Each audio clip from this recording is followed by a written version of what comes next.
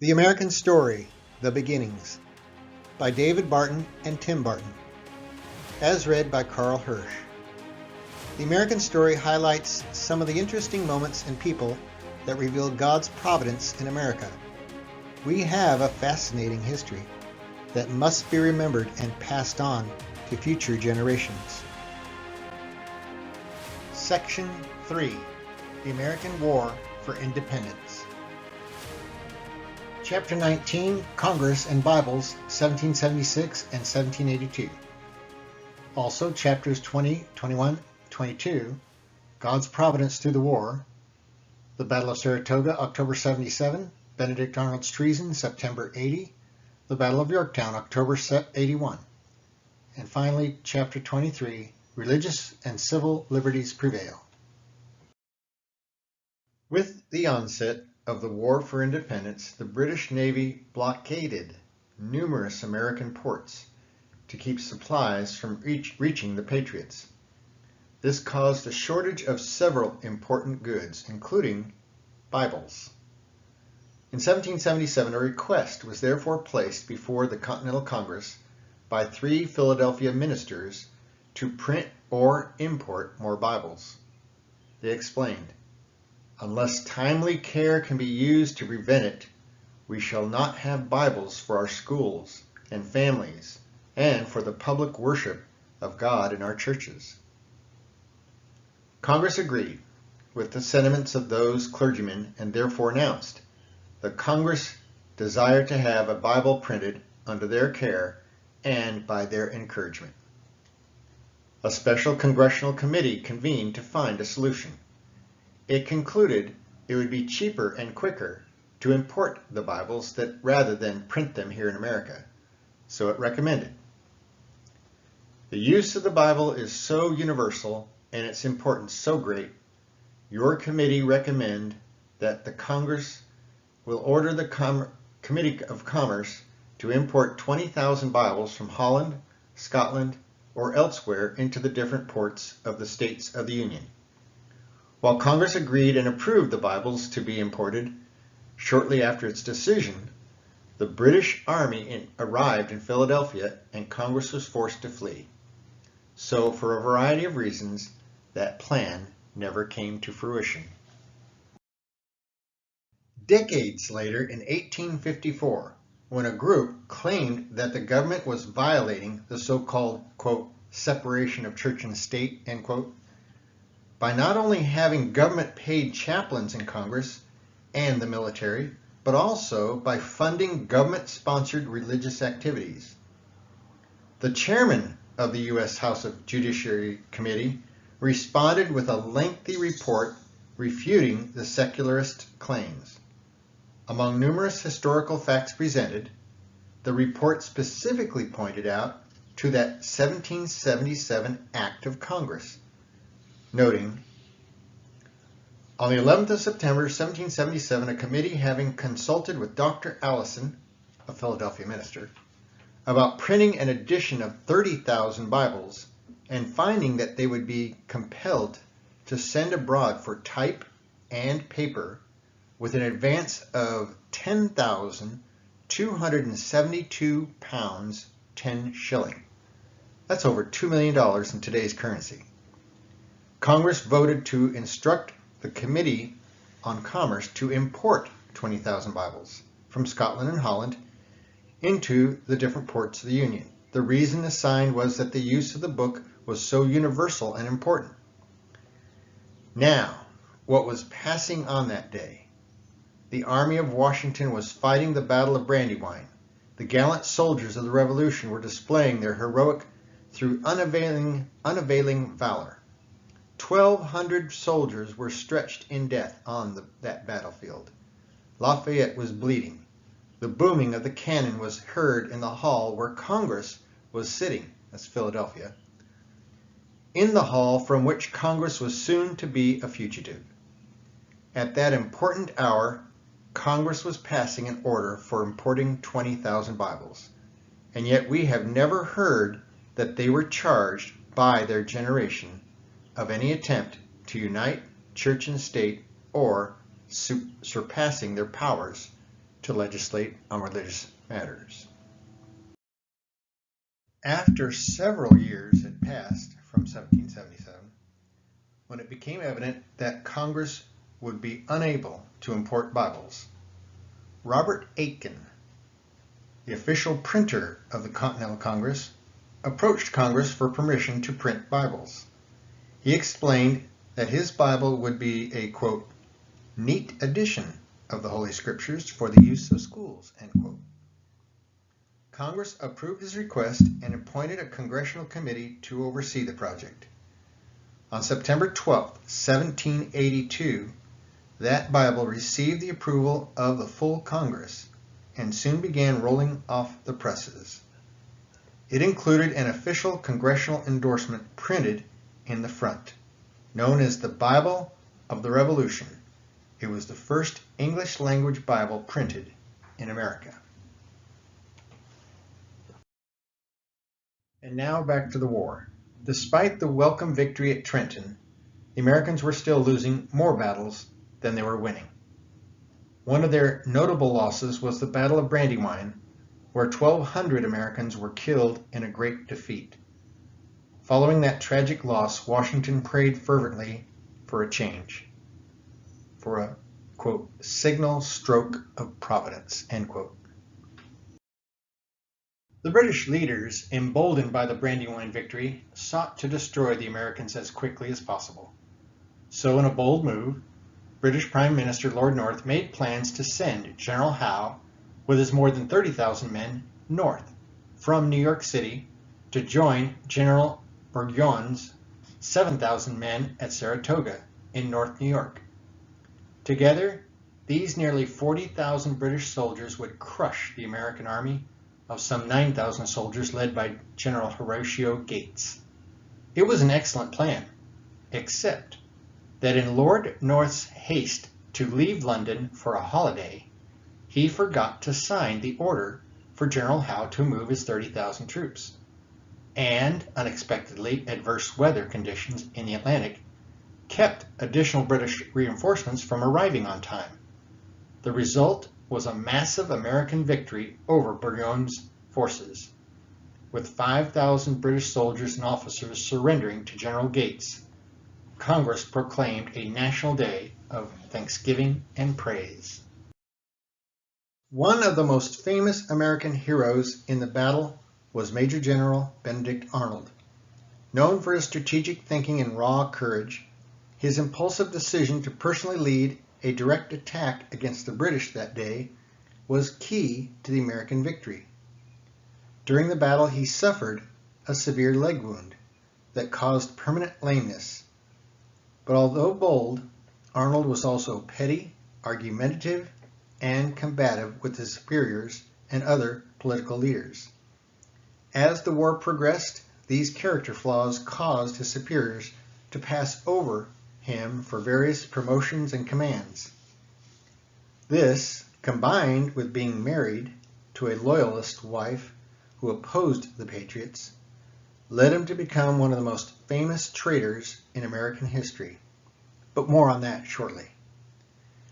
Returning to the Saratoga victory, the Americans' treatment of the British prisoners was an indication of their generally just and honorable attitude. After receiving a pledge from the captured British that they would no longer take up arms against the Americans, the British soldiers were allowed to keep their weapons. 3 armed American officers then led the 5,000 armed prisoners back to Boston, put them on ships, and sent them back to England. What an amazing sight that must have been. That victory at Saratoga is considered one of the most significant in world history, and it was undoubtedly a turning point in the American War for Independence.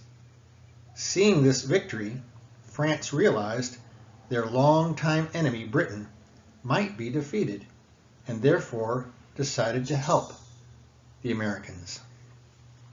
They sent much needed French munitions, ships, and money, as well as highly experienced troops, all of which were invaluable to the American cause.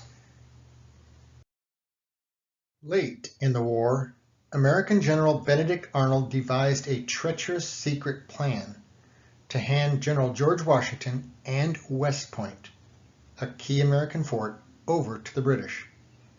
That treasonous plot was uncovered through what Washington described as a, quote, a combination of extraordinary circumstances, end quote. British Major John Andre, dressed in civilian clothing, secretly met with General Arnold at American-held West Point, New York. Arnold gave Andre vital information on how and when to capture that fort and then either kill or capture General Washington. Andre returned from that meeting to a British-held region of the state to deliver the crucial information to his superiors. When he reached that safe area, he encountered three men, one of whom was wearing a British Hessian overcoat. He logically assumed they were British supporters, but they were actually American militiamen who had recently escaped from a British camp. Andre talked too freely to them, which aroused their suspicion. They searched him and found incriminating secret papers hidden in the bottom of his boot.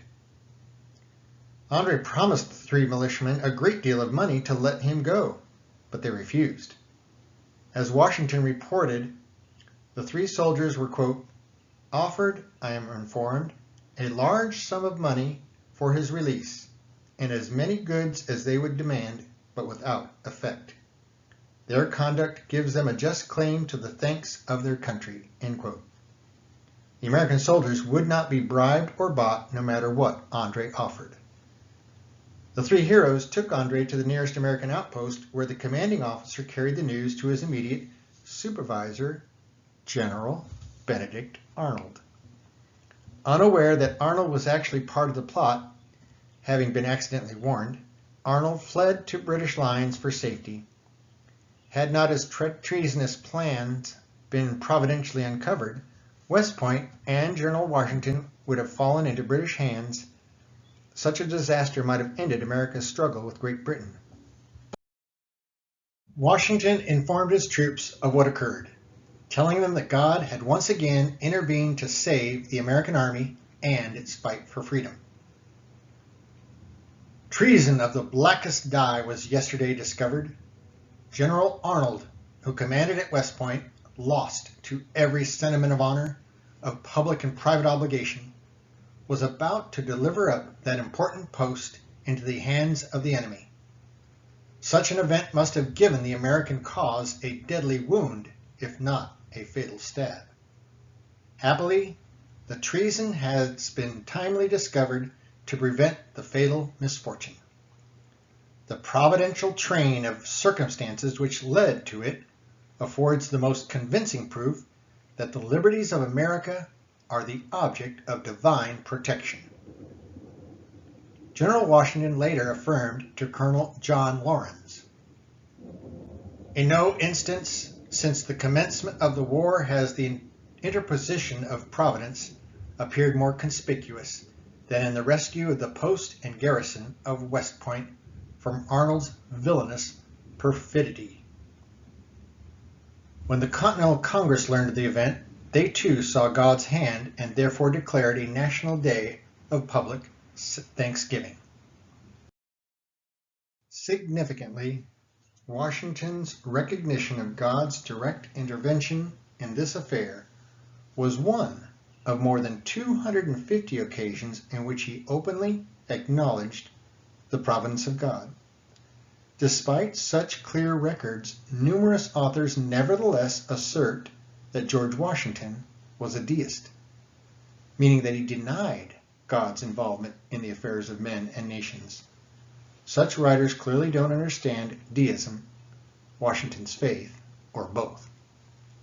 Americans at that time, including Governor John Hancock of Massachusetts, viewed what occurred in the amazing and unusual chain of events as a clear indication of God's providence, specifically pointing to, quote, the late, recent, remarkable interposition of his, God's, watchful providence in rescuing the person of our Commander-in-Chief, George Washington, and the Army from imminent dangers at the moment when treason was ripened for execution." End quote.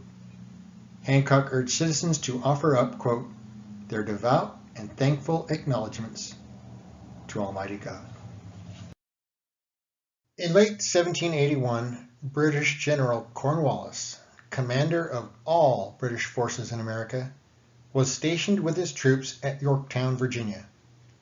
George Washington moved his army from New York to Yorktown to confront him.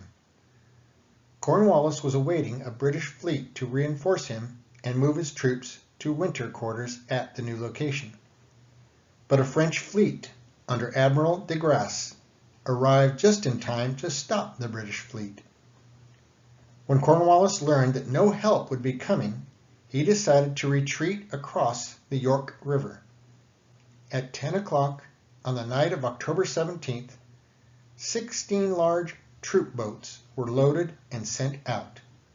The first ones landed safely, but then Cornwallis reported that at this critical moment the weather, from being moderate and calm, changed to a violent storm of wind and rain and drove all the boats, some of which had troops on board, down the river. Because of this unexpected, even miraculous change in the weather, Cornwallis was unable to complete the withdrawal of his troops.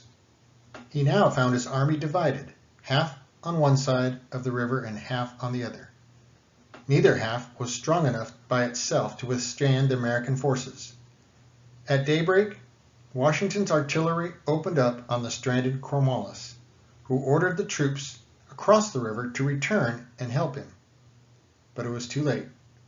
Later that day, he surrendered his remaining forces to Washington, essentially marking the end of the American War for Independence. Both Washington and the Continental Congress recognized God's hand in the events at Yorktown and wanted to thank him. According to the records of Congress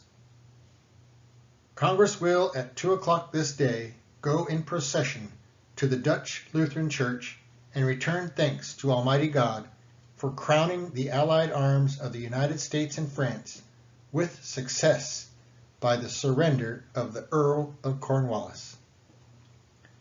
Congress went to church together en masse to thank God for the victory, and Washington had the army do the same, telling his men that the general congratulates the army upon the glorious event of yesterday. Divine service is to be performed tomorrow in the several brigades and divisions.